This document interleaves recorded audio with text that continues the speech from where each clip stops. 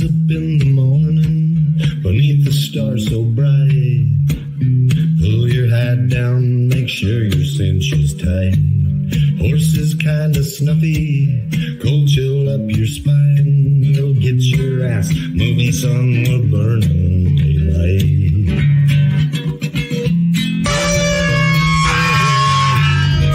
Howdy there, I'm Matt McKinley and we're burning daylight. In the saddle till the job's done right. Welcome to Burnin Daylight, the only podcast for the working cowboy. We're back. We're back. The Wampus Wilsons are back. And how you guys been? It's been a hot minute. I hear that a lot. I'm not. We've been hiding out like elusive Wampus cats do. Well, that's good. The way the world's going nowadays, it's good to hunker down and just ride it out. Yeah. Matt said I had to keep it clean tonight, and my head already was better. I thought you said humper down. Oh well, you could do that too. I mean, you hunker. It's kind of it's one of my famous moves. You know, it's the hunker down, humper down. Right. And, well, Matt asked if he had to put his pants on for this interview, and I said no. You can stay in your long johns. He said as long as we don't do any of this. Yeah. And I was like, as long as you don't do that, you'll be fine. Oh, thanks for ruining my movie. Don't knock the computer over. I was all. You were gonna do some music? Go, movie magic, go. No, movie magic is I got my woolly chaps on, a couple 6 guns. That's the movie. It's that classic time of year where you're in the morning first thing where you're trying like hell to find 3 inches of Peter through 6 inches of insulation that you put on before you pitch yourself. I wish I knew what the hell you were talking about. I know nothing about that, sir. I have no idea what you're even talking about. Is it cold up your way? Yes. That's just exactly the point. I'm usually like, boy, this snow's pretty deep. Yeah. Yeah,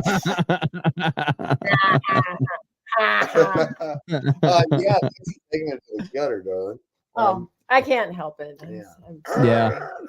You gotta roll with the boys, you know. Roll with the boys. We just been you guys getting any moisture up there? Not so much. It's been really dry, actually. Really? Really? So? Yeah. So, I thought we were doing pretty good. We got a couple of snows and some rain, and well, look at the weather report. It shall tell. it shall tell. No, I don't know. It started out kind of wet and kind of looking promising, and then it's been dry for quite a little while. Cold and windy. That's kind of what we've been. We just had a little slow air tube go. Yeah. We've been getting a little bit of freezing rain down here in the valley, but not much. Like it's just enough to make everything kind of greasy in the morning. But like not really any moisture. Up top they've been getting a little bit of snow, but you explain. I just think it's cool as hell to listen to. It's like doing the breakup. I actually enjoy the hell out of this.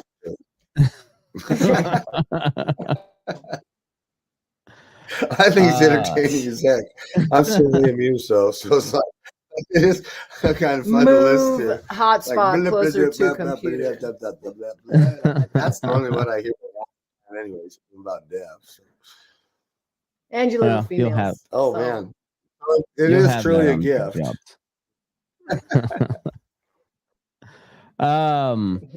Did you get your bit all finished up for Elko? We have such a terrible connection. Doggone it. Why don't we try calling in and we'll see how that works. You sound great right now. Because now you came back. Yeah, you sound wonderful. It's probably us. It's probably us. Try in the middle of nowhere Wi-Fi. It's yeah, I understand the struggle. It's a tough one. Yeah. Okay, so you want to try calling in, and we'll see how that works. What if you tried, like, so when you're speaking to a Mexican, you're like, you yell it really loud, and you kind of like, I could just yell it louder and open the forte. El chingazos es no bueno, es muy mal, broken shit, man. No bueno for shit. It's working. It works. I totally understand. There we go. We'll just speak in broken Spanglish for the rest of the night. And you have to yell it too. Yeah. Loudly.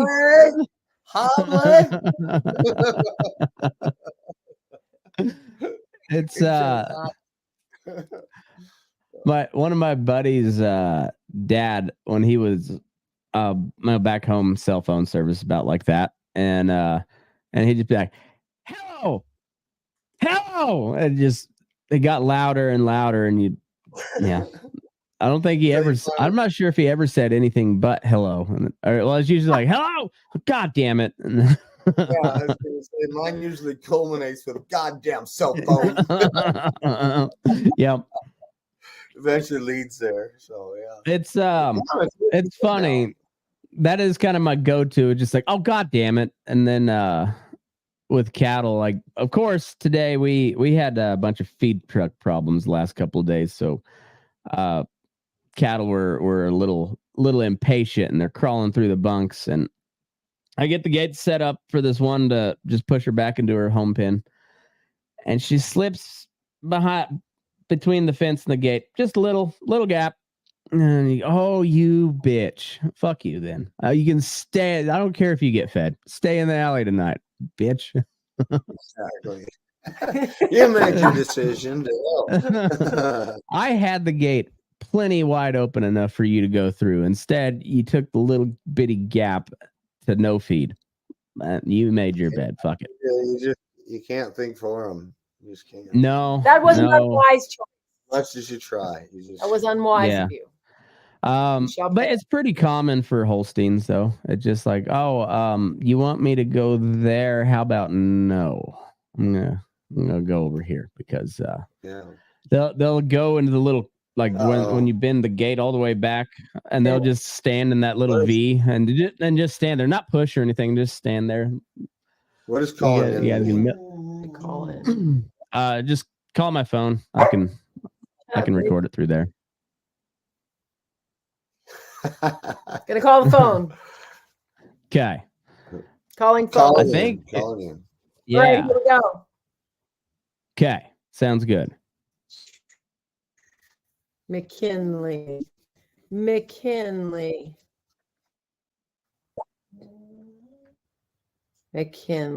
he is. All right. Wow, he's in my contacts. There we go. Wilson.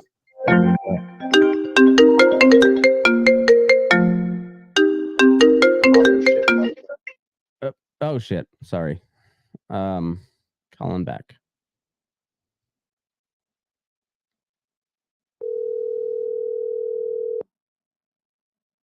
All right.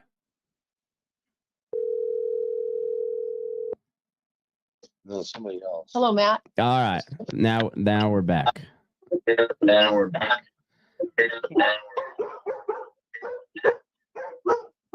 Wow. It's just our daughter getting home. Oh, okay. I've trained the dogs pretty good. Let's see. I'm gonna pull you guys down off the screen here because it's causing an echo. But I think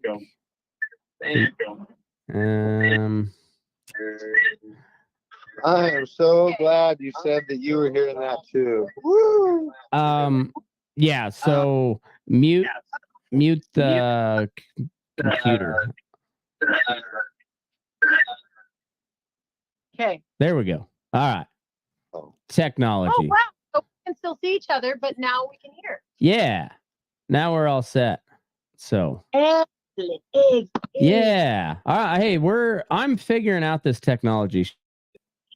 Oh man. Slowly but surely we're getting to it. Yeah, fucking Holsteins never go where they want them to, but they'll go stand in like the little V of a gate and just stand there like they want to be milked or something. They don't push or anything. They just fucking stand there. They go right past the wide open gate. Idiots. Just retarded animals, but that's neither here nor there. If we were much better. Right. I got a picture of Matt yesterday pointing to the big pile of cow crap on the back of the feed wagon where his blue cow decided she would help herself to the big bales while, standing in the saddle. She's standing on the feed wagon, taking a dump. It's just in the mouth and out the back. Oh yeah. I hate, it's one of them deals, love-hate kind of thing. Because, I mean, honestly, she's a survivor. Everybody else is sitting down there going, God damn, I'm hungry. And this old cow's like, I'm taking care of this. I love her and I hate her, but she's standing on, there was evidence that she had been standing on the trailer, curled up on it, and just standing on it, making sure she was getting her fair share. Yeah, the fecal analysis. Yeah. Slow. There's a couple pieces of evidence. They're pretty strong pieces of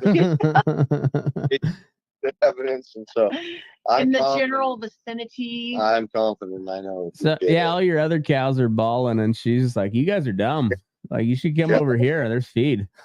She's like, "Have you fuckers looked at these fences around here? That's not out of the house." You guys are a bunch of bitches. America. Yeah, exactly.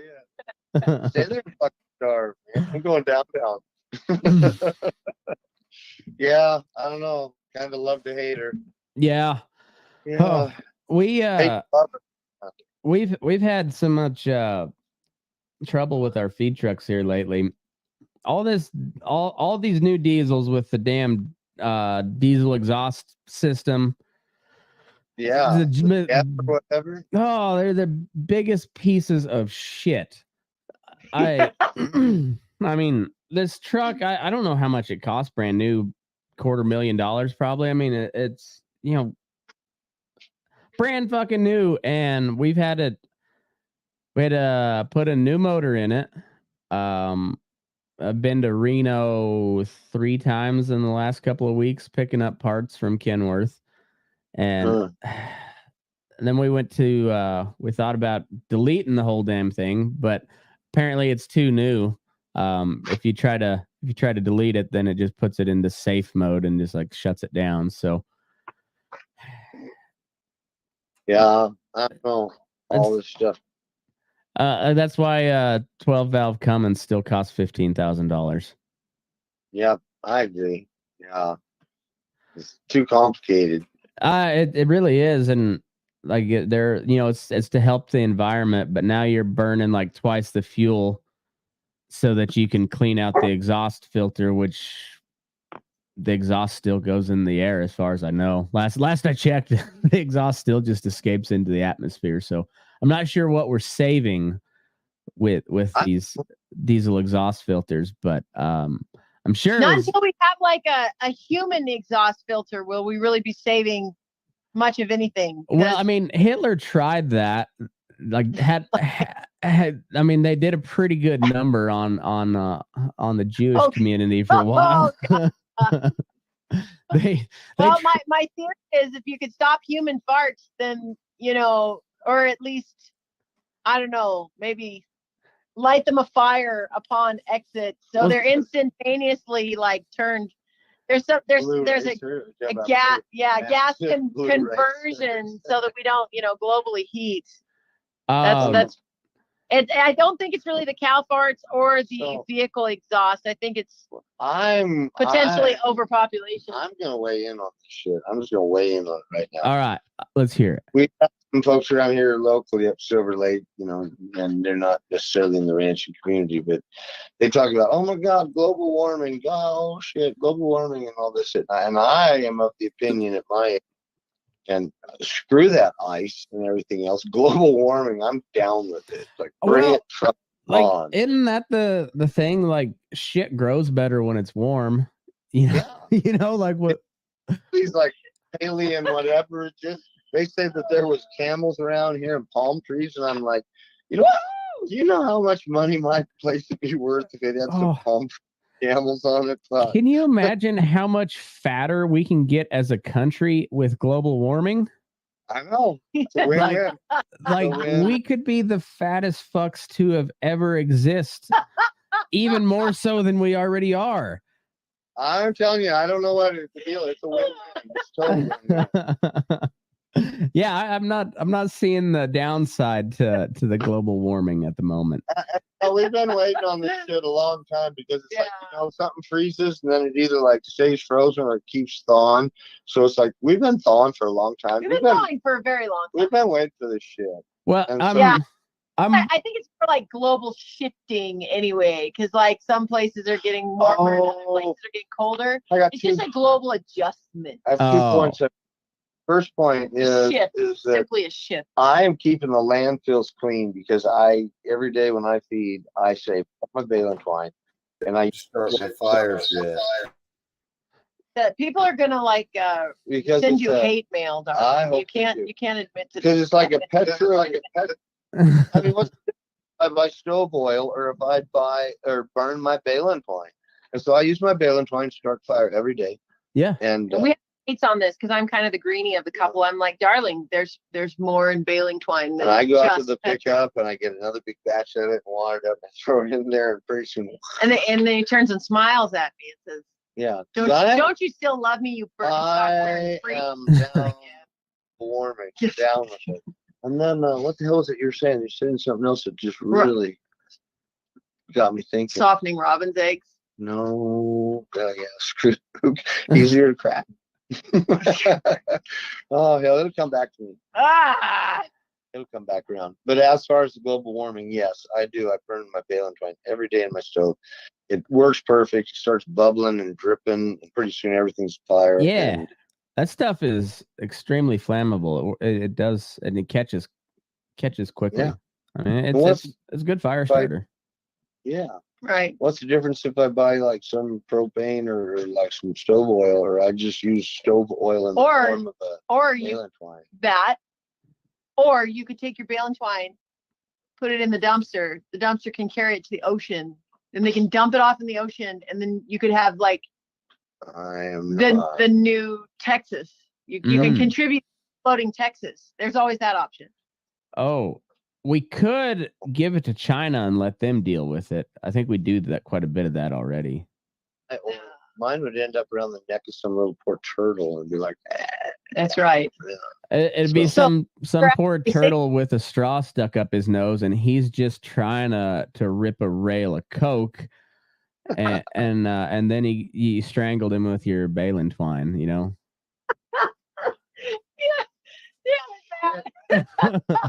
Shit happens, That poor turtle's just trying to party, and you and your goddamn pollution, Matt Wilson. He started a fire with this case. I saw a video on Instagram the other day, and it was like what do you call it? Self-defense tips, and this lady was like, when you're driving, you get in your car and there's a mugger in the back seat, and they come over over your head with a rope, and she's like, all right, we got to get 2 fingers in here and underneath the rope so you don't choke out, and then you lean your seat back, and then you're out. And so that it cuts to another guy, and he's kind of a red beard, chubby dude, and he's like, the guy gets him, he's like, all right, 2 fingers, And then it's me. And then it cuts just to his funeral flyer, and it just says R.I.P. Yeah. I saw that. Yeah. Pretty... I always do the like complete check and just make sure that, you know, not some, you know, creepy ass just sneaking around, like laying under my coats and various collection of animal byproducts and toys in the back of my car. And so yeah. That must be a woman thing, because it has never once occurred to me that somebody might be waiting in the back seat to take me out. Like that has never crossed my mind before. You never thought like Kathy Bates might be like, I'm taking you home, Matt, and I'm gonna break your legs. No, I'd just be like, hey, you guys want to stop at In-N-Out later? I can make that happen. I can break your legs. I've got this pretty half poodle something or another, and she's a wig out on family in 5 minutes. You know, tell you what, anybody wants to get in my truck, welcome to it. Come on. Yeah. I never even really gave it a second thought. If she'd eat their nutsack. Yeah. Matt always tells his dogs when he closes the door, sick nuts. I like when people are around me with their kids and they look over and like, what? Like, you heard. Oh, that's funny. Honestly, though, when I met Matt, I was like, if I marry this guy, I'm gonna laugh every day of my life. I know. You only had like 3 days out on probation. It was so crazy. Shut up. Oh crap. Oh my gosh. Yeah, but nowadays sometimes the sick nuts like right in front of the obvious church family is like, oh my God, we're all bailing out of the car. Sick nuts. Business suit going to the. They all need to hear the chapel. Everybody's just saying treat anybody different than the other. That's what I have to pay more attention to that around my kids nowadays. I'm just like, oh, they're I know. I always forget they're mostly feral, and we gotta be on our best behavior when we go into town. Yeah. I'm sitting here and need to go to Parents Anonymous. I know. Actually, we really were though, just talking about that, how like we're both, you know, behind. Well, I shouldn't really say behind closed doors, but we're actually deep in our faith. We're both extremely Christian people, but we just like to have a good laugh. We joke about stuff, and we're like, you know, maybe some of our jokes are just so. Maybe we should just reel it in a little bit. We're very Mel Brooks. Well, I don't see that there's anything wrong with it. If God didn't want us to laugh at stuff like that, He wouldn't have made those jokes so funny, you know? I agree. Blazing Saddles is just one of the best movies, and unfortunately, that basically is our family. Yeah. Yeah. Is the sheriff black? Well, everybody is so on pins and needles about race, and I don't know. I just like the bummer, especially with guys like that. That's how, like, my best friends, I say the most heinous things to, like horrendous things, but I say them because they're my buddies and I'm trying to make them laugh. And right. And so, like, I don't know, it's like just rip on each all the time. Yeah, well, I think a big thing is just like they're, for some reason, it's almost Freudian, really, that one race will honestly believe that a joke isn't equalized across races, but that in fact, it's not working. But in fact, there, you know, one joke against another is equal. There's no, right. I mean, joking is something that we all do, but to say that, you know, if a white makes a joke about a black or a black is that or something else that it's more heinous toward one person than the other. It isn't. That's just, that mindset proves that you believe your race is inferior. That's it's a Freudian slip. It's like, no, actually that's just you believing deep down that your race is inferior to anyone else's. No, we're all subject to jokes.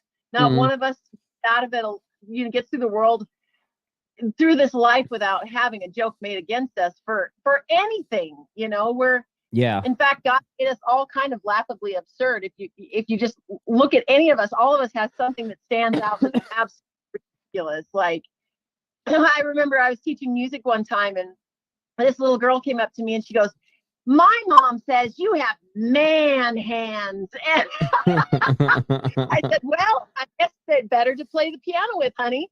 And so whether it's color or pointing out somebody's, oddity on their body, it really, it's just humanity. That's humanity, just makes a joke of each other. It's just like, lighten up, man. You bring up a good point. I've got these little mole hands, kind of like sausage fingers. And that's what I blame my inability to be a good guitar player on is these little mole hands. It's not the lack of talent or practice or anything like that. It's my hands. Goddamn mole hands. Mole hands. Yeah. Mole hands. Mole hands, Matt. Yeah, exactly. It's not the fact that I don't pick up my guitar, but like once every 6 months or so. That has nothing to do with the fact that I can't play guitar very well. It's the hands. All in the hands. It is. Oh, well. Curse these mole hands. Curse you. Yeah, curse you mole hands. Like I ever born with these mole hands. Hands of the mole. You were talking about the. Why must I have the hands of the mole? You're talking about the absurdity of people. I had an argument the other day with ChatGPT about whether Amish people can be fitness influencers. Oh, that's me. And social. Yeah. So it was. So I was having a conversation with my friend Kate. She's from Vermont originally. Her and her husband live in. Kate from Vermont. Yeah. Yeah. Oh wait. She they live in Tennessee now, but she had some issues at work the other day, and she's like, I'm gonna start me an OnlyFans account for fat old moms and see how much money I make instead of going back and getting a real job. And I was like, you should do it in like Victorian era undergarments, just so much wool in your in your OnlyFans costume. And then I went to ChatGPT so they could make an image of this, and then I was gonna Photoshop Kate's face onto the and ChatGPT would not make an Amish OnlyFans model, and they said that was disrespectful to the Amish, which is probably not untrue, but it's funny nonetheless. So I said, well, how about an Amish fitness influencer? And yeah, and they I had to talk them into that one too as well. So, but I eventually got around it. But instead of using Amish, I used American Pioneer Woman. And so then they did, and so then I had them make them wear modern fitness attire, but made out of like Victorian era cloth. And so it was pretty wild what they came up with, but you had to rephrase it because they were very particular about the Amish for some reason. Yeah, that's interesting. Like they have an Amish mafia that says you'll never make fun of us. Right. Yeah. I'll see. Don't get to make fun of us. We're exempt. We're exempt from all teasings. Yeah. And interesting. Mustache bastards. Mustache. Except for they don't wear mustaches. I know, that's they what only. they call Oh, that's what they call you. Right. Yeah, mustache wearing sons of bitches. Let me see. They don't like. No mustaches. Only beards. Yep. I'll Japheth. Only beards, Japheth. Let me see if I can find I'll pull them up on the screen. what I had him make for me. It was pretty entertaining. But it was really entertaining. If we're being 100% accurate, it was really funny. You have a company make your memes? Matt calls them memes. Memes. No, most of my memes I make myself, but this one was no,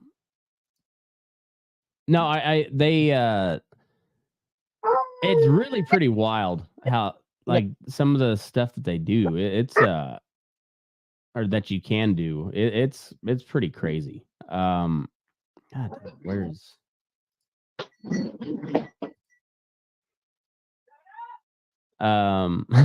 shut up. I know. Yeah, it's not me she's yelling at this time. I'm in here.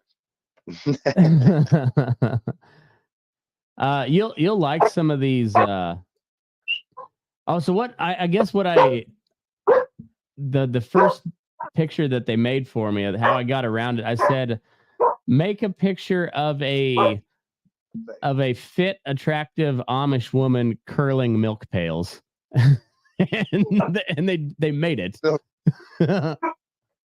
I think I'd have gone for milking a cow.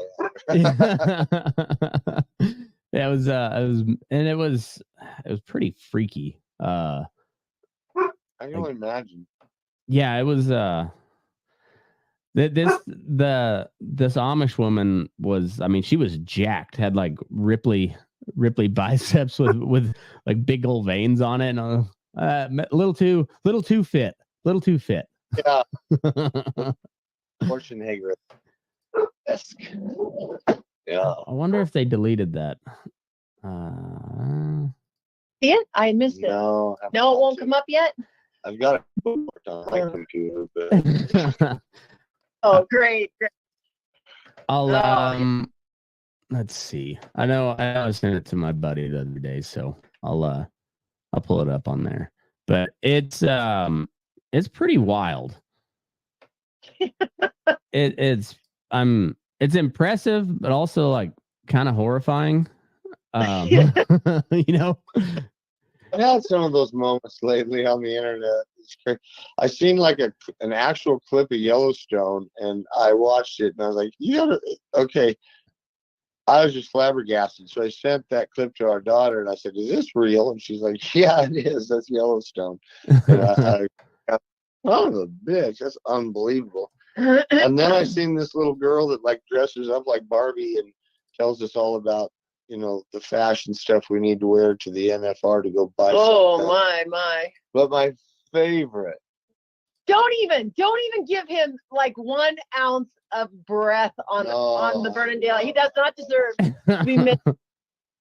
This guy is, I'm sorry. Like, I will admit, I have all kinds of friends. I got gay friends, I got trans friends. This is not necessarily an insult, but dude, this guy is fagalicious. It is fagalicious is such a good term. No, don't say his name. I don't know. He just come up on my feed, and it's like I had to start watching him.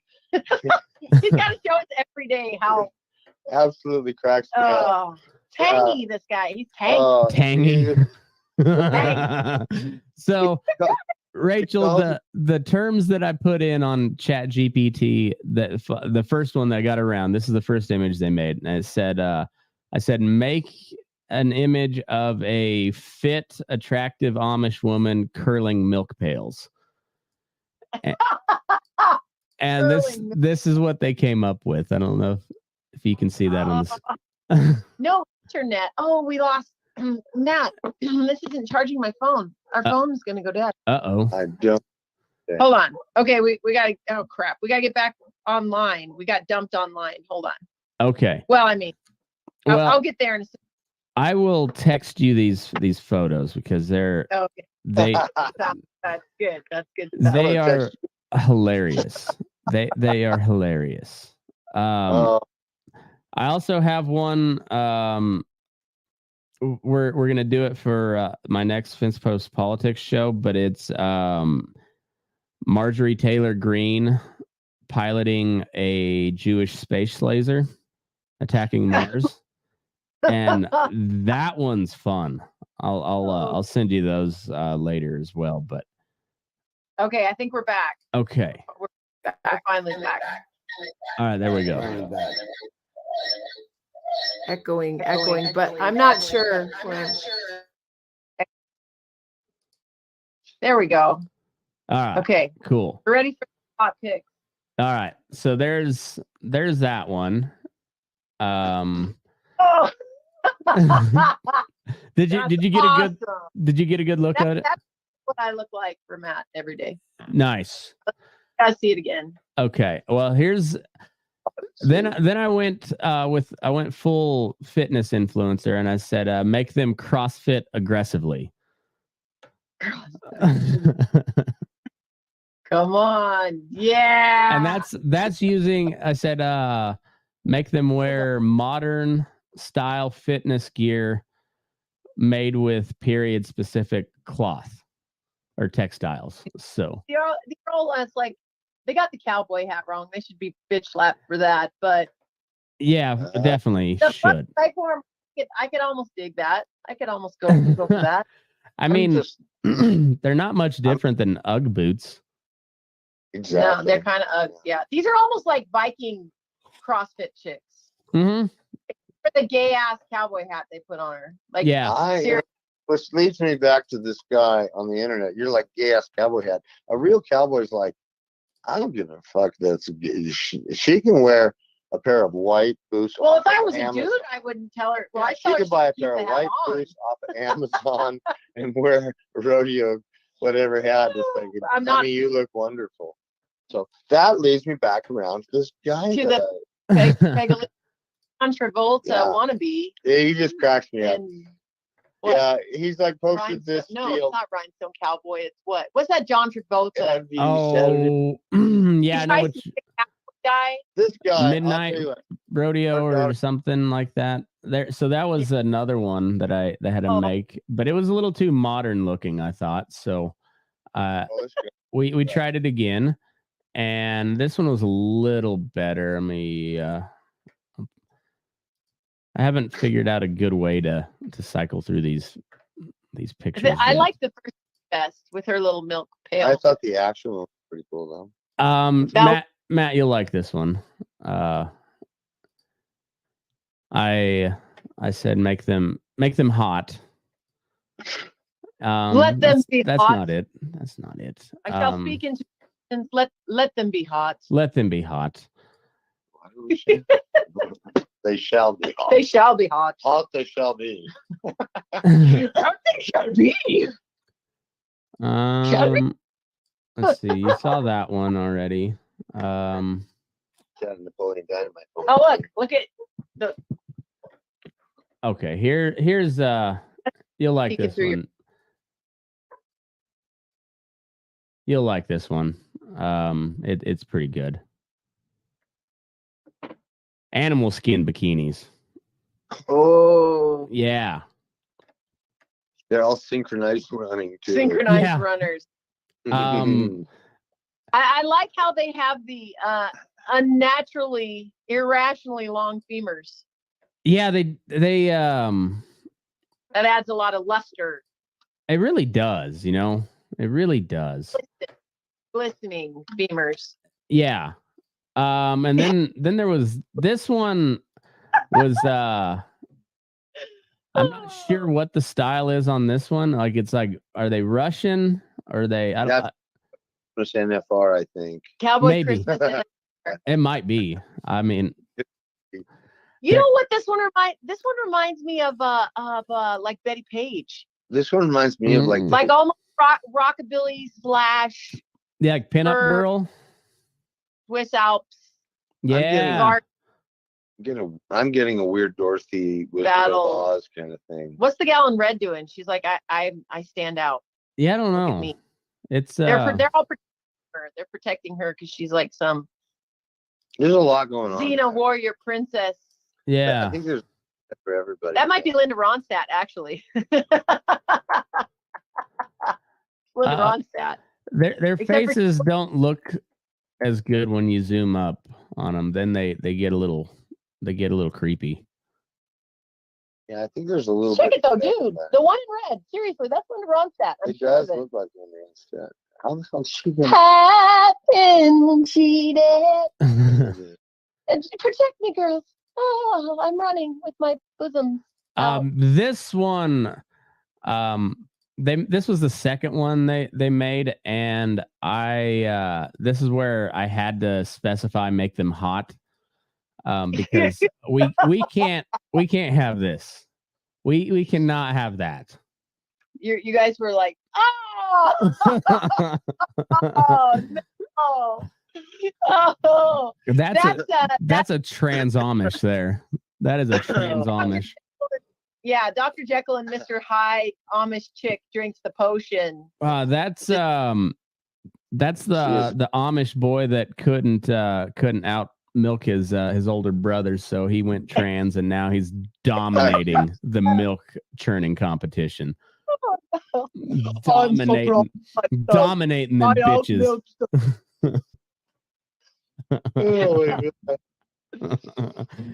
When it came to the nipple squeezing, I won. That was all the result of me arguing with ChatGPT, because I was like, fitness is pretty important to the Amish. Why won't you make an Amish fitness influencer?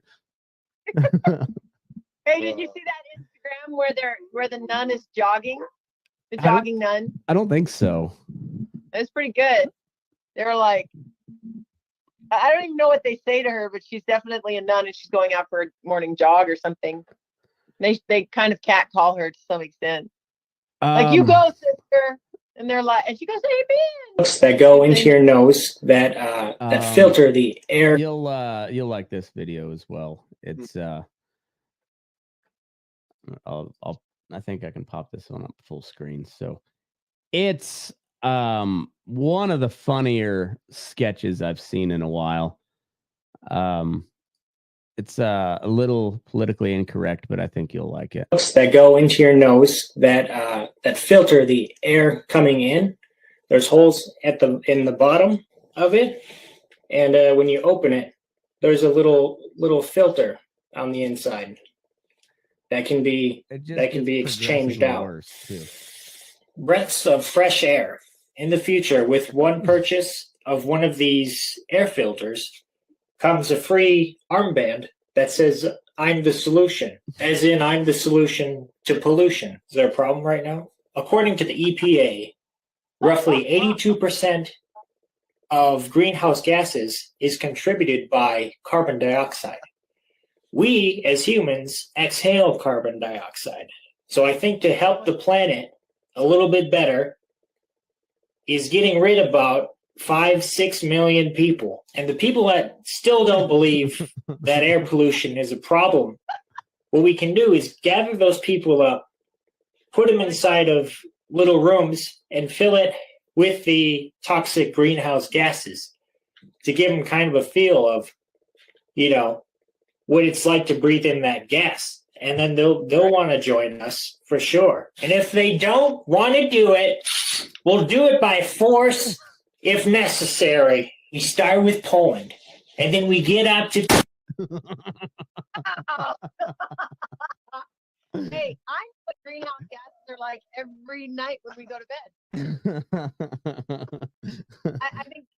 I think all of us experience that. All of us wives experience that. The greenhouse gases after midnight. See, this is another reason why I'd never get attacked by a mugger from the back seat. I'd be ripping ass, and they'd be like, "Can you please let me out?" Gas station sushi, baby. It's a total BS lie. Girls do the same thing. They're like, oh, saying goodbye to all their friends at the coffee shop and all that hoppy jumpy, oh, I'm going to hug you and this and that is like, oh, God, can't we just be done? As soon as they get in the car, slam the doors, hit the lock, they're waving goodbye, they're in first gear, rolling out of the parking lot, just ripping it off one cheek. Just, you're just giving a real butt clapper as you're waving goodbye. I wave Just giving yourself a round of applause. Yeah, don't let the pretty ones lie to you. I was actually thinking that the other day when I'm doing this first ballet in Lake County ever. So I got a bunch of little cognacs learning ballet so we're doing the Nutcracker. And no, I'm not kidding you. Every day after school, I just arrive. I'm like, better take a leak before we start dance practice. There's this girl install every day after school and says, I'm sorry, I'm lactose intolerant. Oh, I'm like, hey, ever thought about maybe avoiding lactose and saving the planet? Can you please how about get on the bus and do this at home? Is that ever crossed your mind? Little America. Little America has the best toilets in the world. So I don't know, every time I think about that, I think about when my brother and I were kids and we worked for this old timer and he was just cool as hell. And him and his brother were just like John Wayne twins. And Chet would come out and he'd lean over this like 1972 Chevy pickup and he'd lean over and he'd start telling us what to do for the day. And he'd be talking and he'd just start ripping ass while he's talking. And then fence back, make sure it's tight. And then when you get done with that, you boys go ahead, take on. I mean, we're like 12 and 14, and we're just sitting here going. It never gets less funny. It never gets less funny. He would say fucking, and it'd be like, and fuck. I mean, there's this way that makes me want to brush my teeth after he said. He's already like 90 years old in 1983. He was the coolest bastard. He was just cool as hell. Yeah. But some of those old dudes will just whip it out too and just start pissing right there. Like not turn away or anything. They're just like you got to be careful so they don't piss on your shoes. You know, like good God, man. I don't know what you're talking about. My response to that is look away. You don't like look away. Look away. You don't like it. Look. Avert your eyes. What are you, some kind of queer? If you're offended, that's your problem. Right. Look away. Yeah. Like, excuse me, you're in my pissing space. Yeah. A little bit from here to here. Yeah. Get back. Got 360 Get back. Of spraying radius. Yeah, I can't be responsible if you're in this area. Great. Shooting range. Live ammunition. The longer I go, the closer you can get.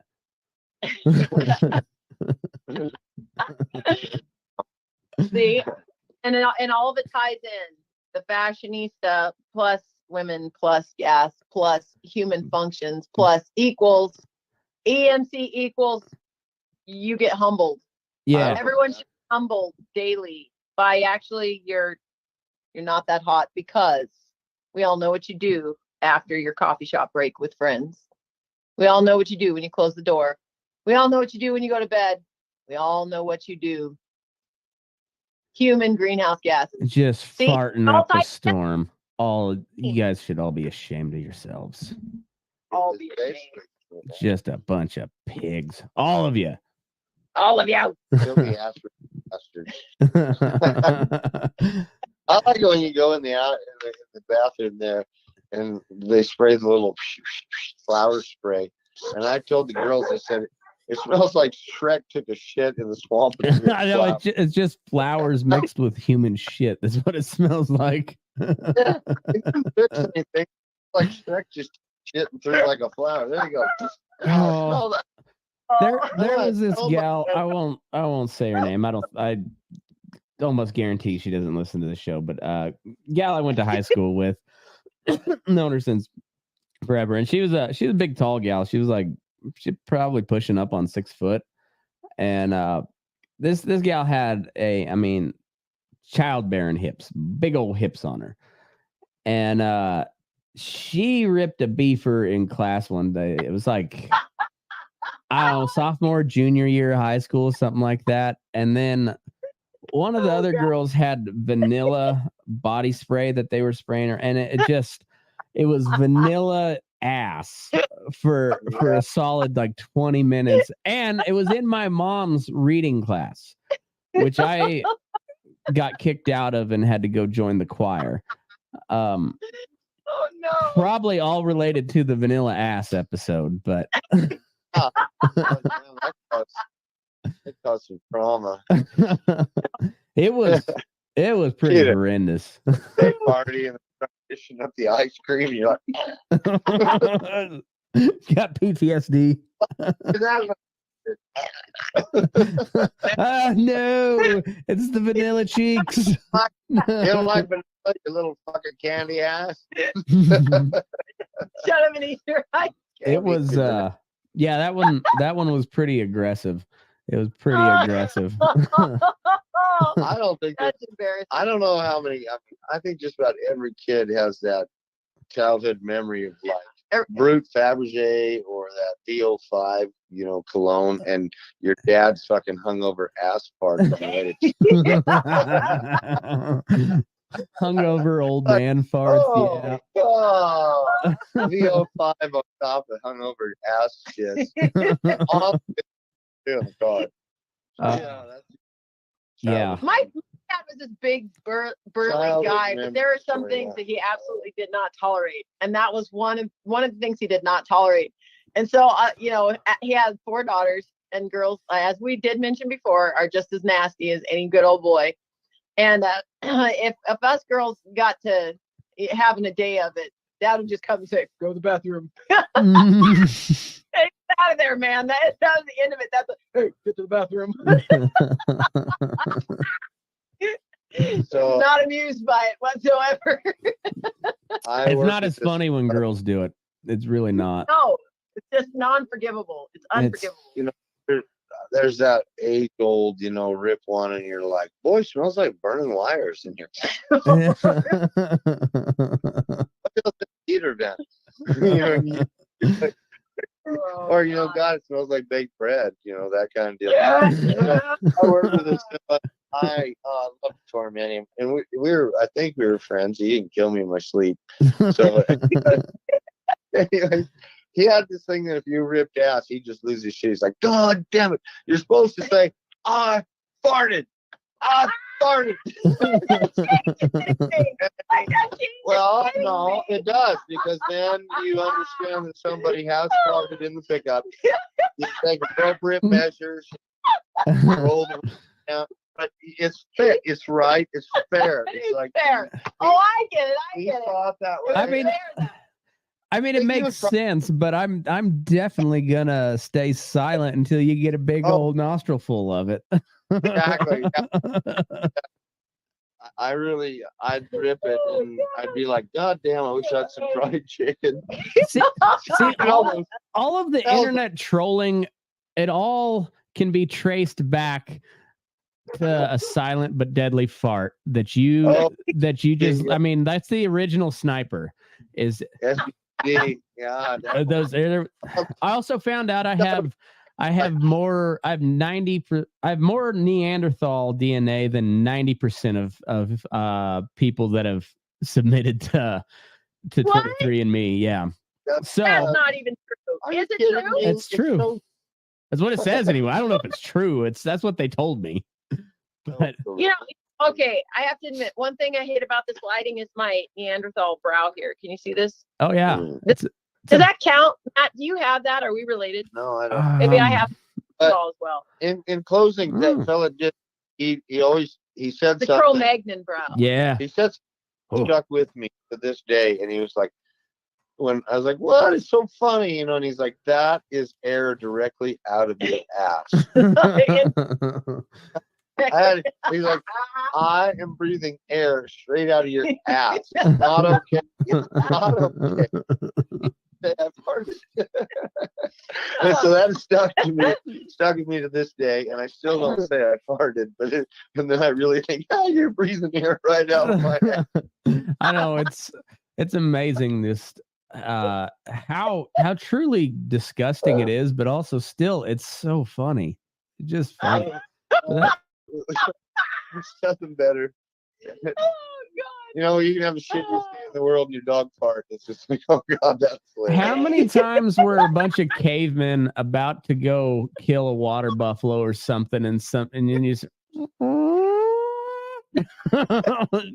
God damn it, Croc! You bastard. You're like, they're just like, I am so fucking hungry right now, you son of a bitch. Maybe if you kill that last water If I have to buffalo. eat one more goddamn coconut, I'm gonna kill you. Fiber diet is getting to me, man.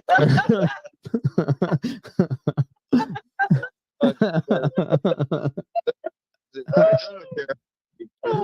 Yeah, that's the origin of trolling, is just a nice, nasty, silent fart, and you don't tell your friends about it until it's too late, and then it's like, I always love the realization too, because it's never just like immediate double whiff, double nostril full, but it's like faint. There's like, oh my God.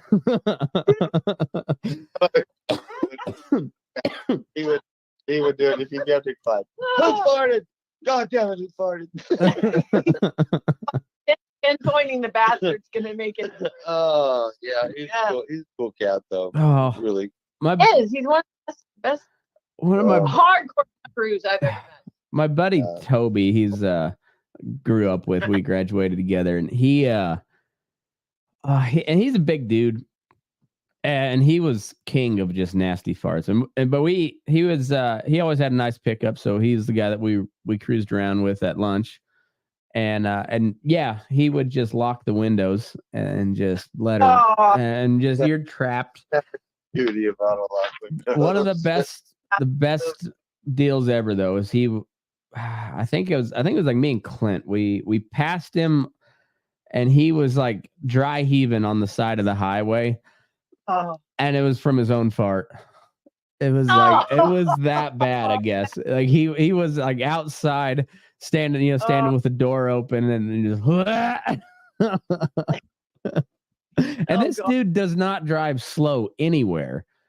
And so it took him a minute to get it locked up and shut down, and then he was just heaving on the outside. Ugh, I can't imagine what that had to have smelled like, because air right out of his ass. Directly. Yeah. You're breathing air directly out of my ass. This should be named the Grosser Than Gross podcast, because it brings me to the next. Yes, let's go. Every woman, okay, at least from my era, it was like rope, ride, feed the guys, hold their heads while they puke after their big trading party, pack them lunches in the morning. Miss Wilson, thank you for your fire. Thanks for hiding me out from the cops. Thanks for giving me a haircut. But don't say anything, because you're a woman. See you later. Bye. So that being said, that was my generation, right? So in order to get back at said, cow hands at times, the nasty baby diaper is every ranch wife's best friend. This is what you do. You really want to get back at that guy that's just a little too chauvinist? How you do it? You wait until your baby takes the monster shit. Wrap that diaper up really good and tight. Hence, once this is done, commence attack. Sneak out to his pickup truck. Take that diaper, shove it way up underneath the seat. Oh yeah. Of the seat. You know what I'm saying? The coils. See, he won't find that sumbitch for at least 2 weeks, and he'll be gagging every time he opens up the door of that pickup. This needs to be done in midsummer, even if that means freezing that nasty ass diaper until midsummer. It's well worth the wait. Another one, stick it in the very far bottom corner of the bedroll, corner of the sleeping bag in the bedroll. Stash that puppy deep, because that dude's never going to unwrap his bedroll. He's just going to put things for a really, really long time. Hey, ladies, if you're listening, Well, and the You guy that would unroll his bedroll is the guy that wouldn't be treating you like an asshole either. So like the guy that would think like, what the hell is this? Yeah. Yeah. It can just be done as a great practical joke for that, that guy that is just part of the family, or the guy that you want to get back at. Yeah. Either way. It's like, when do you let them off the hook is really the merit. Do I like this person or not? Is it just simply a joke, or do I really want to wreck their world for a good month? There's always that moment of sweet justice. Like my former boss, when I seen him just freight trained and stick on the chest of this Charlet heifer and ride it for about three strides before he slid down. And you're like, I'm sure that hurt, but God, that was glorious. That was glorious, Like I'm rushing over to help him up because it looked like he might actually be hurt. And I'm laughing the entire way, and I'm not even ashamed of it. I'm not even ashamed of it. Yes. Sweet. Oh, that's just a sweet moment of retribution. I have all these Revenge. Revenge. listening to all these stories, and I really love them, but my stories are actually condemning and could still bring Yeah. Prosecution. Perhaps federal. Prosecute me too.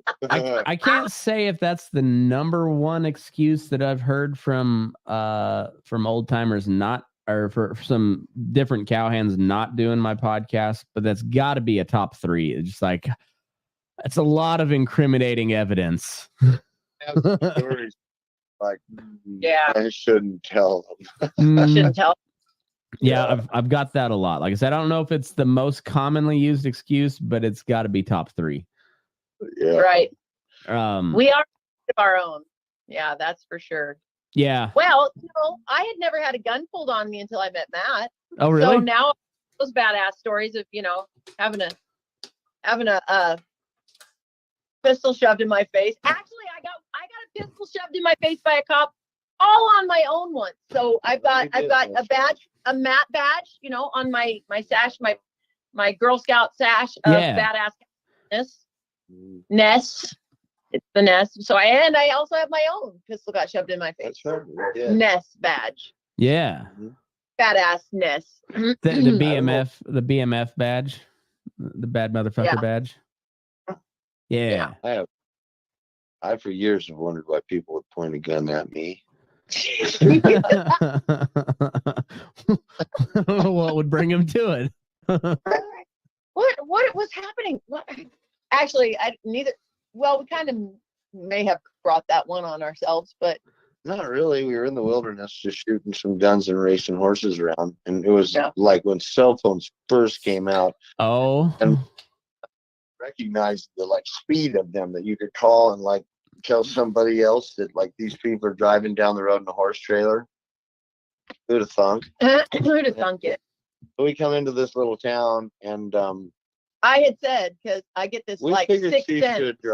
She should drive. I know things are happening before they happen. Not always, but a lot of times. And I said, there's going to be a barricade at the end of the road for us. And you knew before it happened that my brother and I were going to get trashed. Yes. You knew that before it happened, my brother and I'd probably shoot some guns. Yes. That we'd probably race some horses around. Right. And there was a possibility that you knew beforehand we might actually piss somebody off. Well, there was that. So I added all those together and said, there's probably a barricade waiting for us. Good possibility you should drive. Good possibility. I guess I'm the only one that's not drinking. Yeah. Do you ever do that, that kind of schoolboy feeling when people start talking about gun safety? Because you just think back to all the stupid shit that you've done while shooting, and you're just like, because at the end of the day, it is a gun, and that is horribly stupid to play around with those, but also it's so fun. It's so fun.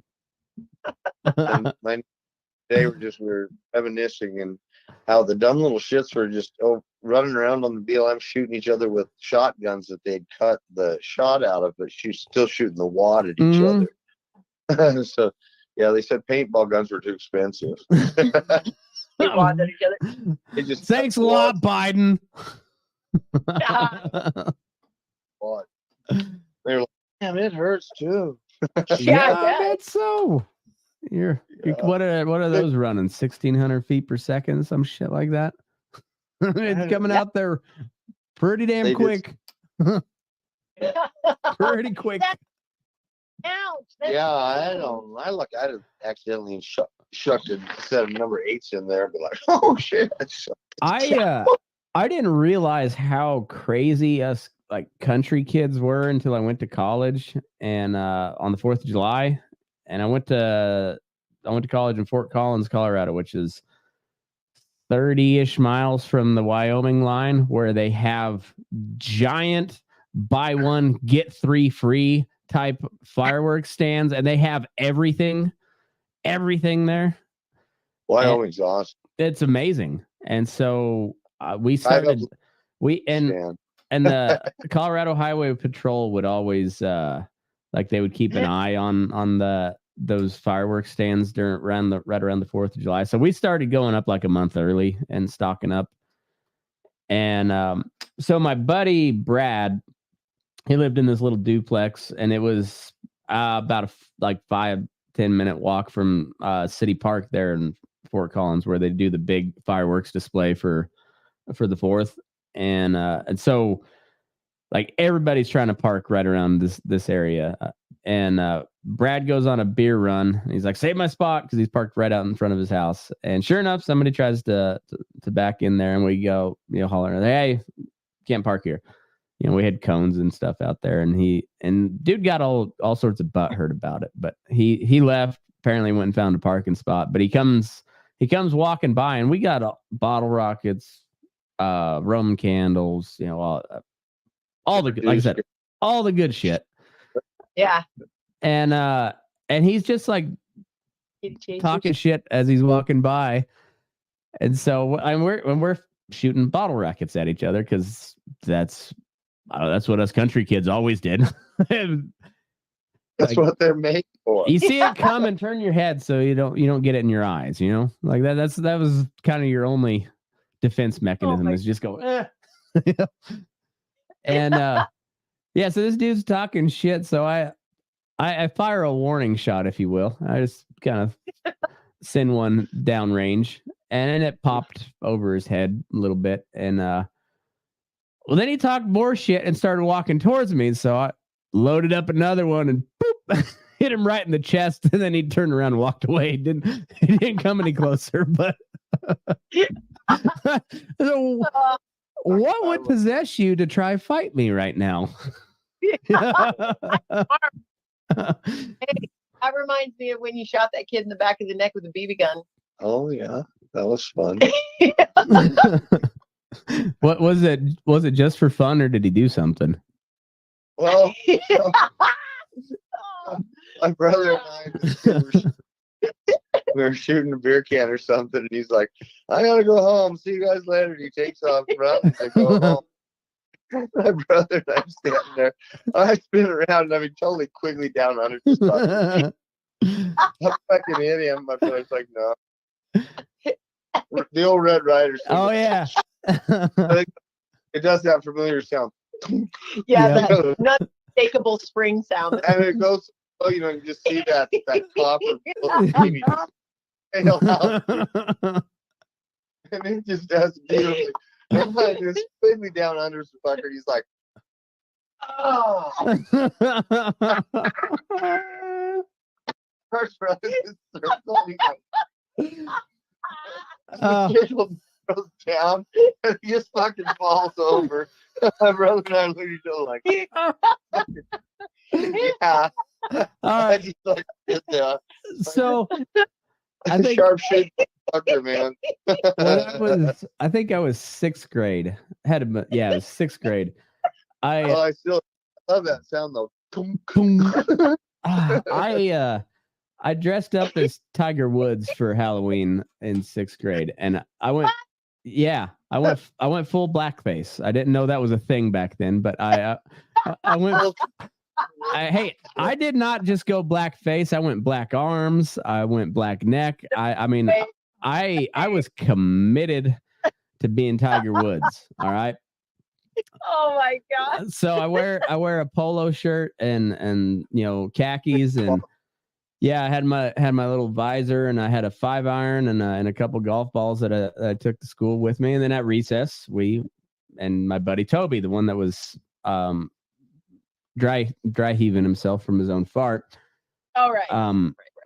So this was 6th grade Toby, so he was not much smaller, but a little bit smaller, I guess. Wasn't driving at that point. So we're hitting this 5-iron, and we had this I think his name was Ramon, if I remember right. He was a Mexican kid. His parents were migrant workers, and or I think they started out as migrant workers and then they ended up sticking around. But he was shagging the golf balls for us, and I remember I hit one of those worm burners that's like, about that high off the ground, running about 400 mile an hour. And he tried to hacky sack it, and I think I almost broke his foot. But that's not even the best part. Oh no. So Toby lines up, and like I said, Toby's a big kid. And like he's like one of those, like he's the definition of like a corn-fed farm boy, like he's built like a line, offensive lineman. Got a fairly small waist, but he just kind of goes like this, got a belly on him, but he's solid dude. He rears back and whacks this one, and hits the shit out of it. It was a good shot for a 5-iron. And we're watching it. I was like, Tobe, I think that might hit somebody. And sure enough, it was Daryl Lipple and Matthew Beard. Matthew Beard being the son of Tom Beard, who was the school superintendent. And watching it, I was like, oh shit, Tobe, that's gonna hit. Far. And it was just like in a movie, just Matt Beard and Daryl Lipple just strolling, talking, and it hits Matt Beard right in the side of the head, crumples him, and so we haul ass out there, and he's got blood just rolling down oh my God. And that kid, he moved away when we were like, I think I was a freshman in high school. They moved to somewhere else, but he still had a divot in his skull from that golf ball. Oh my God. You're just like, I'm so glad I didn't kill you. I mean, it was a beautiful shot. I was like, nice shot, Tobe. How I hit somebody? Oh shit! I think I was gonna hit. Almost killed one of my good friends with a frozen sheep turd one time.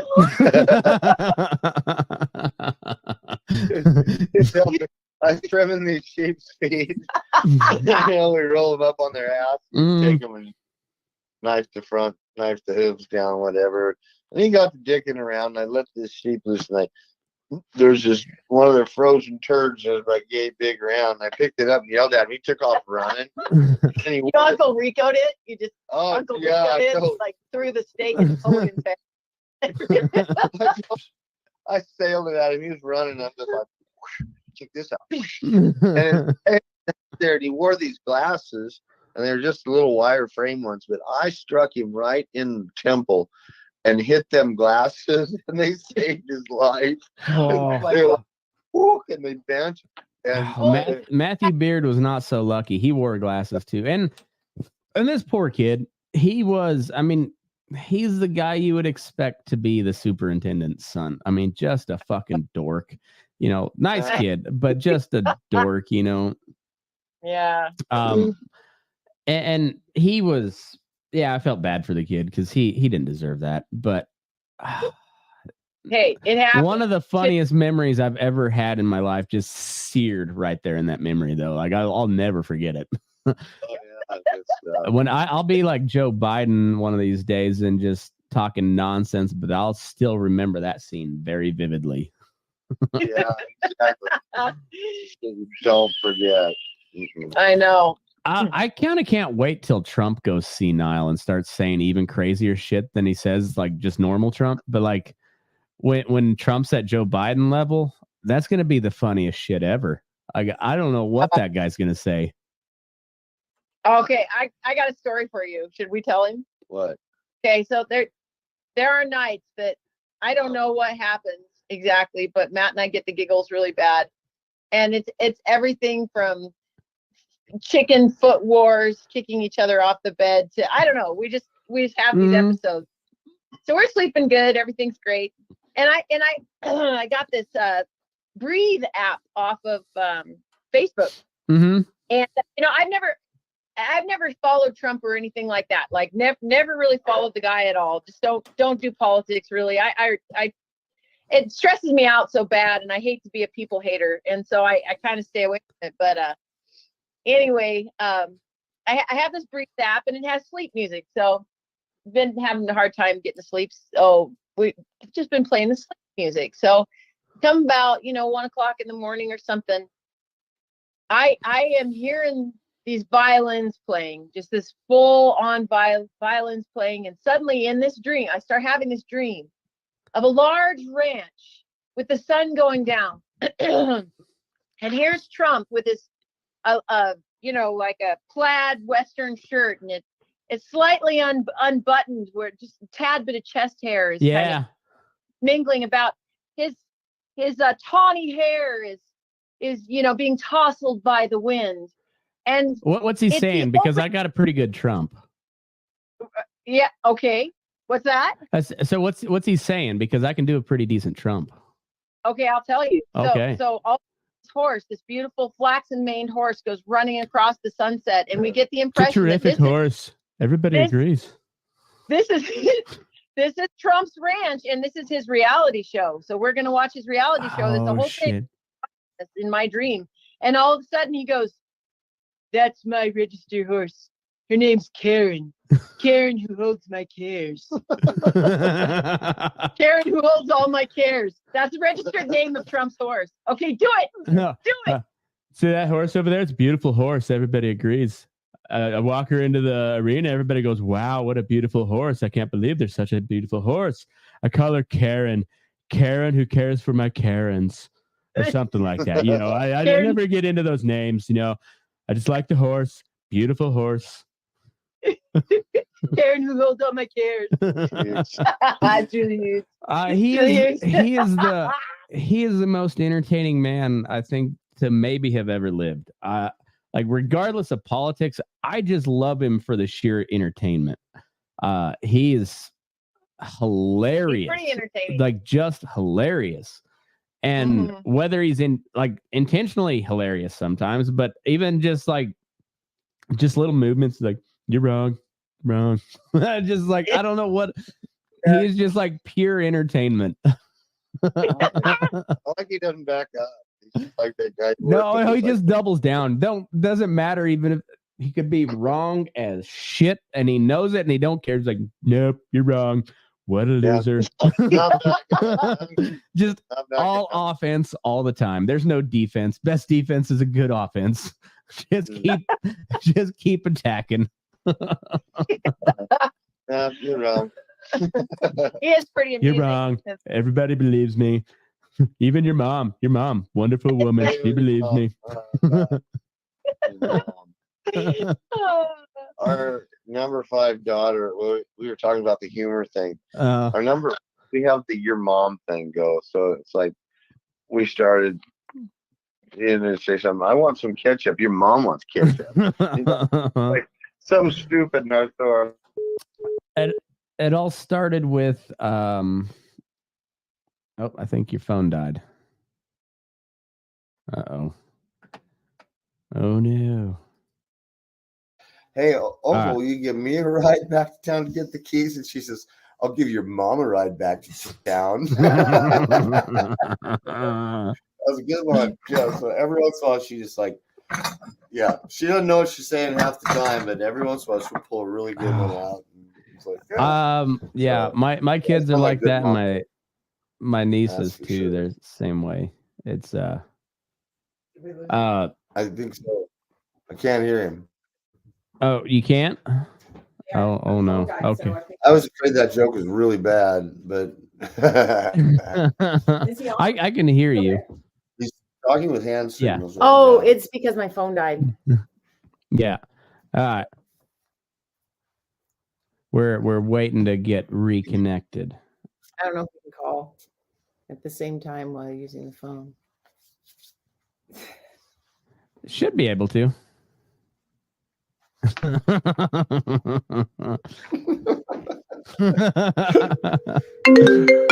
Matt Wilson. This All right, there we are.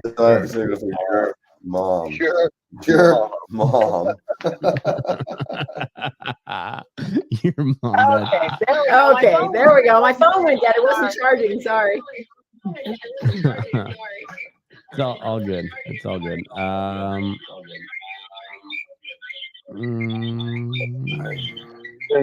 Voices. I'm trying to mute your microphone on this deal.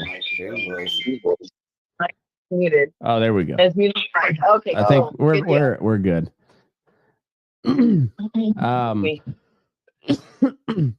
I like the My favorite meme you ever made, Matt, was I'm off to start an insurrection in your mama's panties. When I'm having a bad day, I think of that one at U.S. George Washington in the boat, and it makes my day every time. I get a chuckle out of that every time. And then I feel all guilty. I'm like, Father God, please forgive me for my sick humor, but damn, that Matt is funny. He is a funny guy. I'm gonna repost that every January 6th until I die. One of the best. I actually want a poster of it. I think you should sell. Can I have a t-shirt of that? Yeah. I want a t-shirt of that, Matt. Okay. I'll see if I can make one. I don't even wear t-shirts, but I would wear that one. And I would especially wear it on the 6th. Hell yeah. That's or even a ball cap. Yeah. I will do that. I think I'm gonna do that. Because that's the one where the George Washington in the boat going. Yeah, but it was like but we were going across the shitty feedlot alley, wasn't it? I think there was like I don't even know. If I remember right, I think there was a shit river running through the feedlot, and I photoshopped my face on George Washington as he's crossing the Delaware. And I always love how your head is like way too big for the character too. Shitty Photoshop is my calling card. I'm not gonna get better at Photoshop. I'm just gonna get better at doing it shittily. Yeah, that's your brand. I don't want it to look real. I want it to look. It's like that's what makes South Park so good. Is like their writing and their jokes are so funny, but their animation has never got better. It's still just the same shitty animation.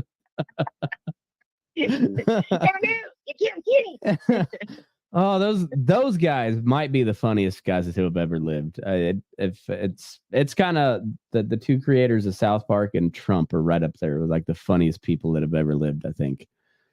Yeah. Oh. No, we were thinking about how our humor has changed, like over the years as we've grown up and stuff. How our humor has changed, but there's always those one things that just never grow old. Fart jokes never grow old. Yeah. Fart jokes never grow old. South Park's always funny. Tommy Boy is still one of my favorite movies of all time. Yes. Chris Farley, like Black Sheep is one of my favorites. Black Sheep's a great movie too. That scene, the scene in Tommy Boy where he's like demonstrating how good his brakes work with the little cars, and it's just like, oh my God, we're burning alive. Here comes the meat wagon. Like, I almost pissed myself laughing at that the other day. And I've watched that scene probably no less than 100 times. And it gets me every time still. My favorite one is when it's like the theme for my life. I think it could possibly be the theme for Matt's as well. Oh. But it's literally when he's at the top of the hill and on Black Sheep, and he goes rolling down that giant mountain, and he gets to the end of it, and he just flips that Chris Farley hair, and he's like, "What the hell? What's that all about?" That's just like waking up in the morning for me. Oh, we used to in high school that I would like we'd just walk around school. I've got a bowl of chocolate pudding in my underpants.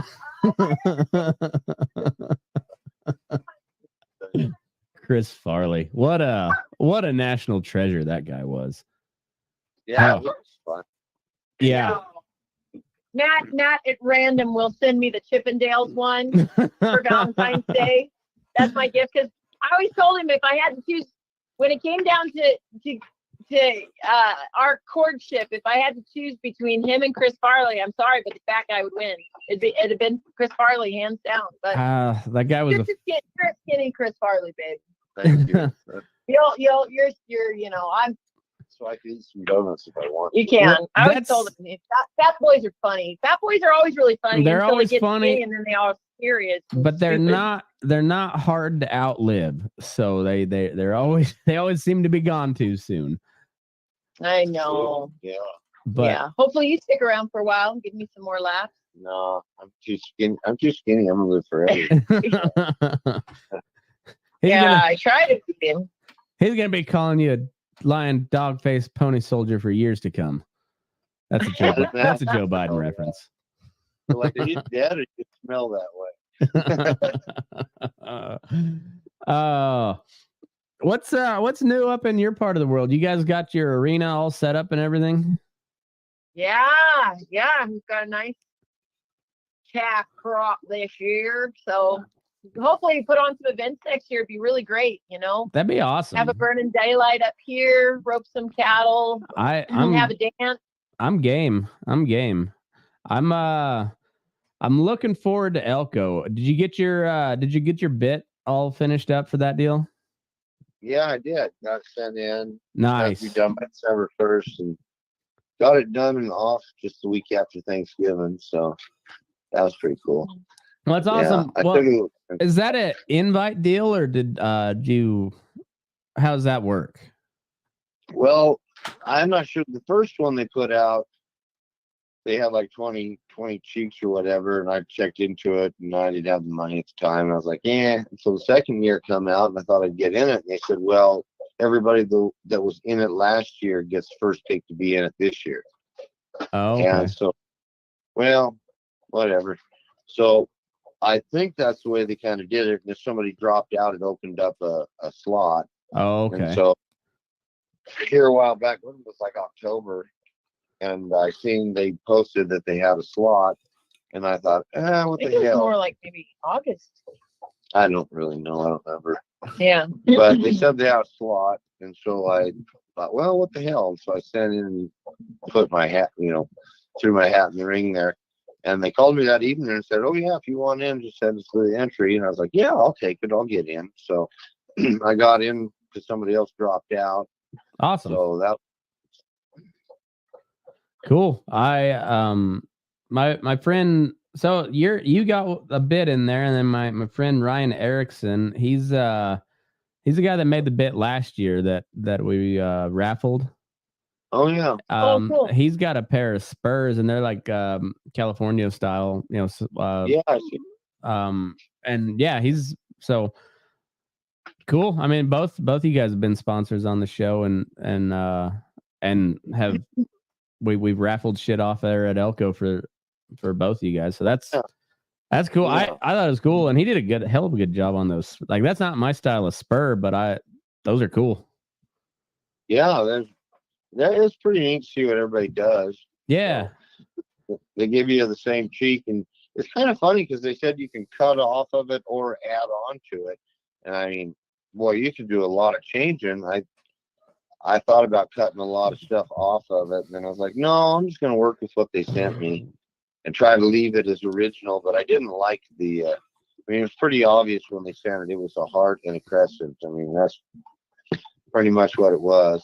And Yeah. I didn't like the way it looked. I didn't like the flow. I was like, I didn't like that cheek. So I farted around with it, do a bunch of different deals, and finally come up with what I came up with. And I was pretty tickled with it because I feel like when you look at the cheek, you really don't see the heart and the crescent. It's almost like It's pretty groovy. not really existent unless you'd seen the blank cheek when you got it. So Huh. I'm happy with what I built. Good. I'll have to look at it. I want it really bad. Yeah, I get tired of that. I build a lot of bits. I have, like I said, I have the greatest customers. They order some neat shit. We have awesome customers. They're And so just then the coolest people, cool backstories, family people. they give me the young idea. people. They're good folks. We're really Well, blessed. I'm sure you guys have awesome customers, but I mean, because I've done this a couple times, I'm just like, hey, I got this idea. Can you make it? And then you do. And it's not always exactly what I was thinking, but it always ends up being like, I'm like, fuck yeah, that's awesome. Because Cool. I just have these weird ideas and I don't know what to do with them. So like, you're one of the guys that's in them doing. I'm like, can you do this? I appreciate that. And but I've told a lot of people that about, because I mean I've advertised your stuff before, but like it's I always tell them like, because there's so many bit makers and particularly on like the spade bit side, like some of those guys are, I mean, it's incredible work, but like I can't afford those bits. $5,000 for a bit, man. I mean, I appreciate the artwork. I appreciate all of it, but like I can't do that. Gorgeous. Yeah. But I keep telling him, I said, all right, so you have that end, and then I said also you have shit that Matt Wilson does, which is just quirky and weird and cool, and also a really fucking good bit. And it's just like there's that end of it, but I was like, I like this end because I can just like, I know for a fact nobody else on Earth has something like that because it just came out of either my warped mind or your warped mind. And exactly. Yeah. And I very seldom keep a pattern after I draw it up and cut it out the first time. I very seldom keep a pattern to do it again. And if I do, I always alter it. And I just don't like to make the same thing twice. So yeah. Well, some of those sketches that you have, though, you'll have to keep them because like your taco snatchers, excellent t-shirt idea. Like a lot of that stuff is an excellent t-shirt. I need to start promoting that stuff again. Sons of bitches always ask about t-shirts, and then when I have them available, they never buy the motherfuckers. I know. It's just like you have to sell them at events or something like that. But I run into that. There's two types of customers. There's ones that have something really unique that they want or something they saw that they'd like it and they'll order it. And then there's other customers that they'll ask, is that for sale? And if it isn't, they're like, oh, okay. And if it is, they'll buy it. So, yeah. Like some people want stuff like instantly. And yeah. They know what they're getting that way. They see it. But yeah, I know what you're saying. It can be a little frustrating juggling. I'm not a businessman. I'm not very good at the whole business thing either. I'm good at ideas. I'm not good at I know the numbers. And I'm just like, I don't like that shit. I don't like that's nerd shit, Yeah. Hey, Exactly. quit. Yeah. Quit. That's like we were watching. My mom, we went over Thanksgiving and we watched the Ultimate Cowboy Challenge with Tracy Atkins. Yeah. I'd love to just hey, let me give you a hug and cut that ponytail off. Man, that guy makes me so mad. I can't stand that. I mean, dude, you're gonna. Oh my God! The first we were having a laugh on Thanksgiving. Hey, let's watch this show. Okay, I'm gonna sit down and watch this show. First thing this guy says, with his low voice, "Whose cattle are they?" And everyone's like, what do I say? And he's like, they're your cattle. I'm like, I'm thinking the outfit's cattle. I ride for the brand. I like, what do you want? And he comes up with like the most retarded, just absolutely stupid competitions. And these working cowboys are like, how did we get this wrong? Well, maybe because you came up with some circus act for them to do. and they're supposed to go trot out and gather cattle. I'm like, I can never watch that show again. I told you, I don't like to be a people hater, but that guy, if he could actually set a horse, that'll be the day the whole entire world comes to a freaking end. It's just like impossible for him. I can't. Oh my God! It's the most miserable show I've ever seen. I interviewed a gal when the first year I started this. So I think I started in June, and I interviewed her in like September, October, somewhere in there. But she was a contestant on the first season of that show, and I never watched any of it. I think I watched one episode, and I was like, and I knew it was going to be terrible going into it. Oh yeah. Because, well, first of all, Trace Adkins, like that guy is such a douche. And I was gonna say douche. Punch it. Screen punch. Yeah. I have boom. Boom. Yeah. But I asked her, I was like, was he a douche? Because he seems like a real big douche. And she was like, no, he's so nice. But that's honestly I think that's the one episode I've ever done where I was dreading it the entire time, and I just could not wait to get it over fast enough. I just got a kick out of it because like you said, he's good. He can handle it. I can't. I just laugh because I'm like, I've always been just a cowboy. I've never shared. Beef prices go up, beef prices go down, and I get paid pretty much the same. And so they asked this kid, they're going to do their challenge, and they're like, how much does this bucking bull cost? No fuck. Why the hell would I care? How much does tobacco cost? I'm like, I don't know. Fucking ranch manager buys tobacco. Go ask the Rosin Jaw how much that's going to cost. He might be sitting around fantasizing about it. I would say, I'll be able to tell you what cattle prices are tomorrow when I record my, farm and ranch report. And I just read them off the screen because I don't follow that shit because I don't own them. I take care of them, but I don't own them. Yeah, my deal is if I get on some bitch in the morning and stay on him all day, and gather some cattle along the way. It's like, all this. It just cracked me up. It's like, how much does this tobacco cost? Like, how the fuck would I know what a tobacco costs? And most likely, catch me on the son of a I would bitch. say you don't want your cowboys on that because they're going to figure out how to fuck something up with it. Yeah, there you go. I don't know. I'll borrow it to feed with and run through a fence with it. Somebody will figure out how to run it, and then they'll go fuck something up with it. Guaranteed that's how that's going to work. Once again, to avoid prosecution, I'm not going to tell the story.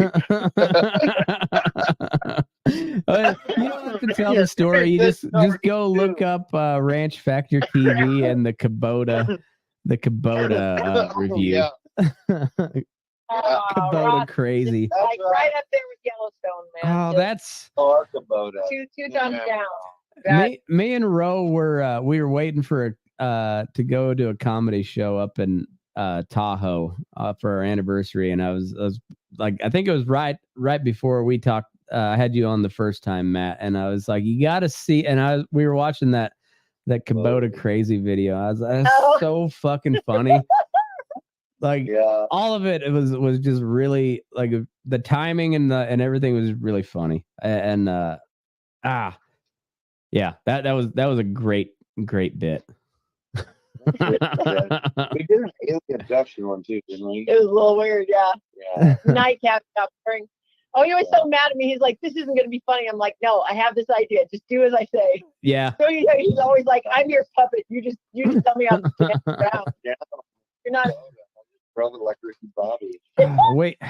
You're a driver, Ricky Bobby. You're not a thinker. I'm gonna let it shit down. You do something with it. That's when we're. Yeah. So. I'm gonna get you a skull cap, and we're gonna do the scalping of Stallion Manley live one of these days. I know. I brought my scissors just in case, but I figured that the sound was going to be a bit too much. No, it's too much now. Don't. That's so damn far away.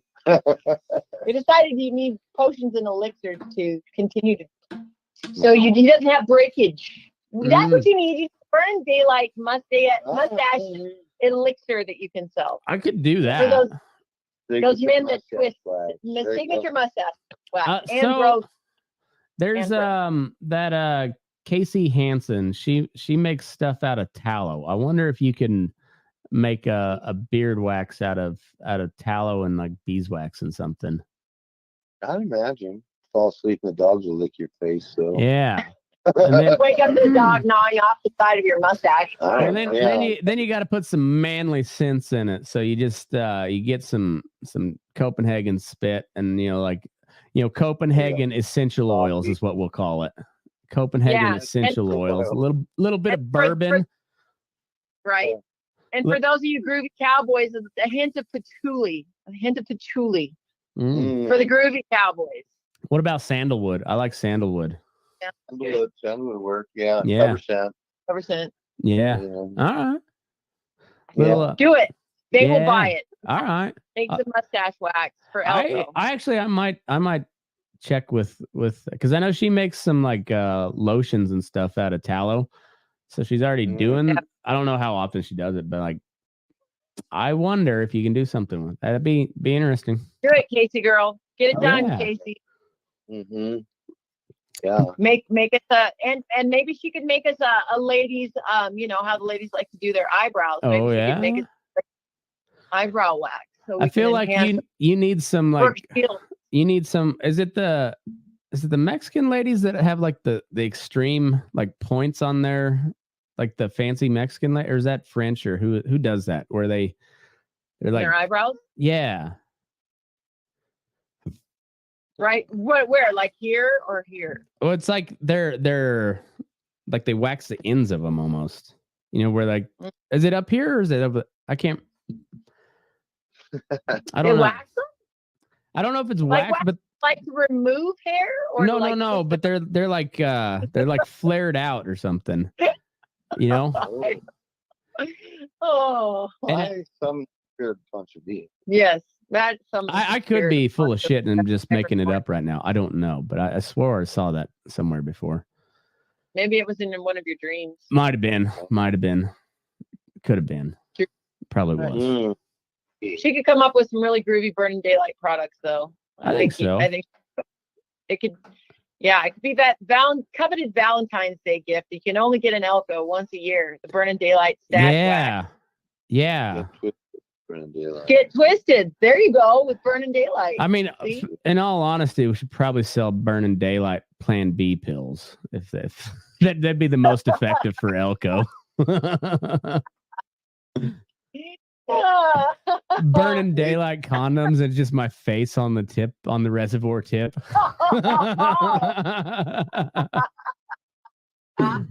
Oh God. I was absolutely horrified the first time I went to Elko because, like I said before, like I'm a super religious, very spiritual woman. Even though I maybe I don't know, maybe I'm the bad water and the good water all mixed together. I'm human, I know that, and I like to laugh and have as much fun on earth as we possibly can that doesn't harm anyone else to the best of our ability. But I went to Elko and thought, it's gonna be fine, I was shell shocked. I had never seen such a big party in my whole life. And by the end of the first night of the first show we played, there were just condoms flung everywhere in public spaces. And I was just absolutely like, oh my God, I hope our children don't come to Elko. That's sex, drugs, and possibly rock and roll. My word, the rock and roll of all things. Yes, I saw real prostitutes. I cried in my motel room several times. Did you really? I had to call my mom. I was like, there's children doing drugs here. I saw someone snorting cocaine. my badass cowgirl act didn't hold up behind closed doors. I was like, get up. Remember who used to be. Remember who he used to be? Yeah. I was very shell shocked. I was like, doesn't God live here? God don't visit Elko. Yeah. Then I had to track him down. That's like a Ramblin' Jack line. You just see Ramblin' Jack stumbling down the street. God don't visit Elko. All I want is that guy's polka dotted shirt. I know nothing of Rambling Jack. I just want his damn polka dotted shirt. I've seen He's some a hell photos. of a storyteller. Is he? Oh, yeah. cool.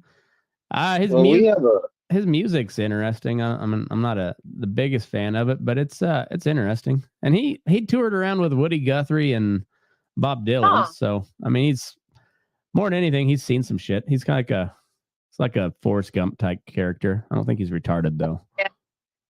I think Bob Dylan just he's in dire need of a good ball kicking for all the songs he stole from everybody else. He just got the backs of people that couldn't make it because they didn't have enough money or this or that. I don't. Bob Dylan pisses me off. Oh really? Oh yeah. I don't know enough about him. Every song he ever did belonged to somebody else. He's just a crook. And yeah. Come here, Bob. I got 2 words for you. My foot, you're nuts. Well, I kind of feel the same way about George Strait. You know, like everybody's like, George Strait's with 50 number one. I was like, he didn't write a goddamn one of them. All he did was somebody else wrote them. He just sang. John Gibson, the king of country, and I'll take that to my grave. No one else can agree with me, but research the man. All right. I like it. You know, Hank Williams is up there. I don't know there, but yeah, like people will talk about George Strait, and I don't mind George Strait music, but it's like he didn't write anything. Like he has never, as far as I know, I don't think he's wrote a hit song in his life. Yeah. I just don't have his real name. Or yeah, probably not. I don't think so. I don't have a tolerance for people that rip off other people. Like I know that the Bible says that there's nothing new under the sun, right? Mm-hmm. But there are people that are creators, and there are people that are manufacturers, and there's a difference. Yeah. People that are creators, they come up with really cool original shit, and then manufacturers think they're creative because they have skills. And damn if they don't have skills. Like they've got some serious wicked skills, and that's great, but they just reproduce what other people come up with. And that, I'm my mother was an artist, so I've been into art, and I'm an art major and whatever in the heck.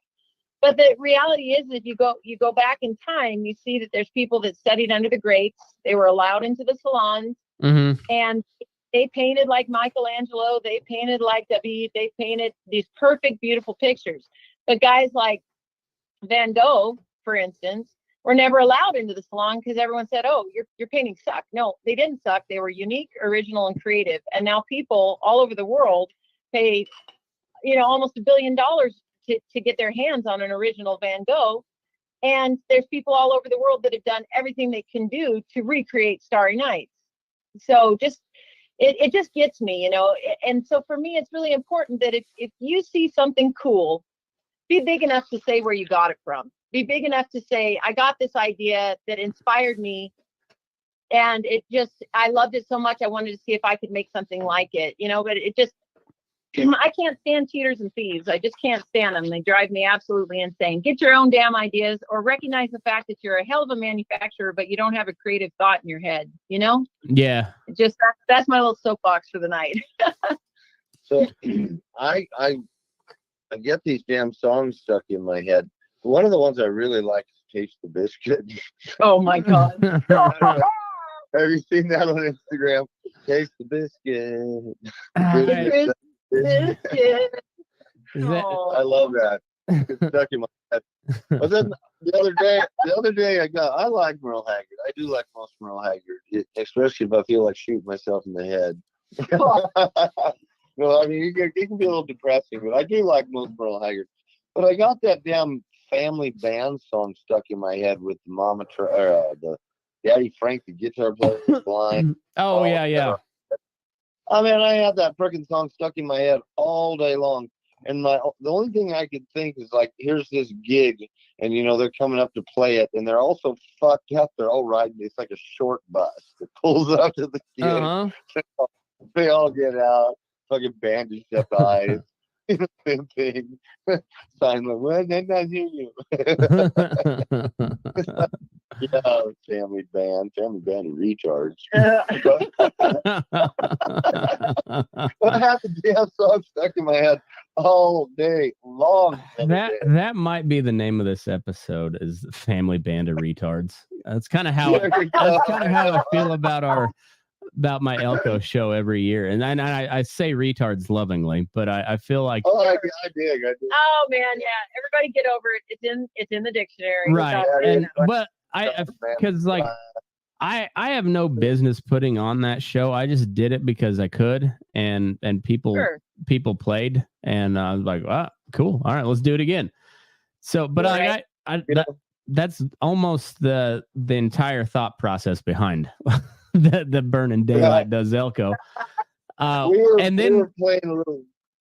Oh, go ahead. We were playing a gig down in Truly Lake Fair, and we're playing music there, and this gal's gonna come up after us, and she's a funny old gal. She's on stilts with like the big long shafts, and she's swinging a rope around. Yeah, she's like the 15-foot cowgirl or something. Yeah. Okay. We're like, oh my god.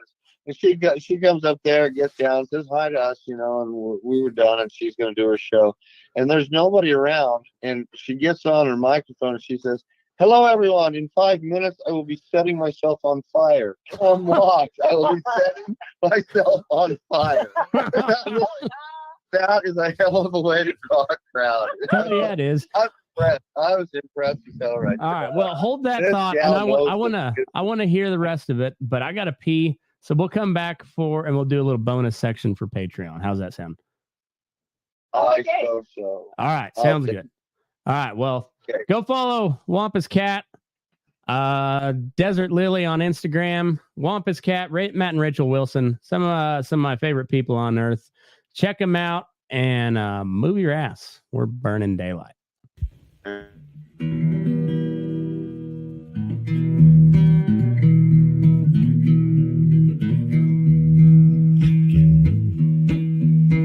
Your eyes up in the morning, beneath the stars so bright.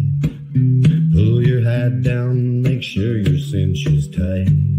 Horses kinda snuffy, cold chill up your spine. We'll get your ass moving, son, we're burning daylight.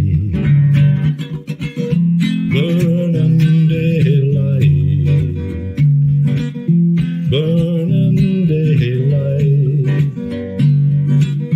In the saddle till the job's done right. Burning daylight. Well, life is just a gather, and you won't catch 'em all. But when you ride through the gate, make sure you sit up tall. I can see the horizon, it's looking pretty bright. Well, get your ass moving, son, we're burning daylight. Burning daylight. Burning daylight. In the saddle till the job's done right.